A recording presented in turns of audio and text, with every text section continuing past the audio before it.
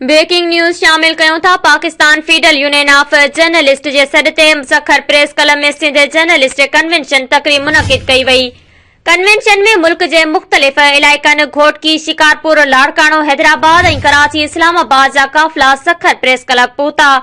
Convention के PFU जे अॻवाननि खुर्शीद अब्बासी, लाला असद पठान, लाला रहमान समू, अरशद अंसारी, इम्तियाज फारान, इकबाल मलाह, ख़ालिद खोखर ऐं ॿियनि ख़िताब कंदे चयो त सहाफ़ी शहीद जान मोहम्मद महर जे कातिलनि खे 5 महीना गुज़री विया आहिनि, पर पुलिस जवाबदारनि खे गिरफ़्तार करण में नाकाम थी वई आहे।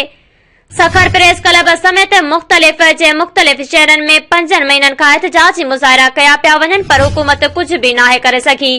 लाला असद पठान जो चवणु हुयो त कलम धणी अकेला नाहिनि, शहीद जान मोहम्मद महर जे कातिलनि जी गिरफ़्तारीअ ताईं एहतजाजनि जो सिलसिलो जारी रहंदो। असीं कलम जा मज़दूर कॾहिं बि हुकूमती जबर आॾो झुकण वारा न आहियूं। शहीद जान मोहम्मद महर जे कातिलनि जी गिरफ़्तारीअ लाइ को ऑफिसर कमु करे थो त उनखे उहिदे तां हटायो वञे थो। इहा हुकूमत जी ॾाढाई असां कॾहिं बि बर्दाश्त न कंदासीं। जेकॾहिं शहीद जान मोहम्मद महर जे कातिलनि खे गिरफ़्तार न कयो वियो त अव्हां जे ऐवाननि ताईं एहतजाजी मुज़ाहिरा कया वेंदा। कन्वेंशन में Syed Khurshid Ahmed Shah, Syed Nasir Shah, Ghotki union of journalist जे ज़िलई सदर मोहम्मद असलम मलिक, आमिर चन्ना, गज़नफर बुखारी, फरमान अली सुमरो, मुश्ताक शाही लिगारी, मुसरत महर समेत ॿियनि सहाफ़िन वॾे अंग में शिरकत कई।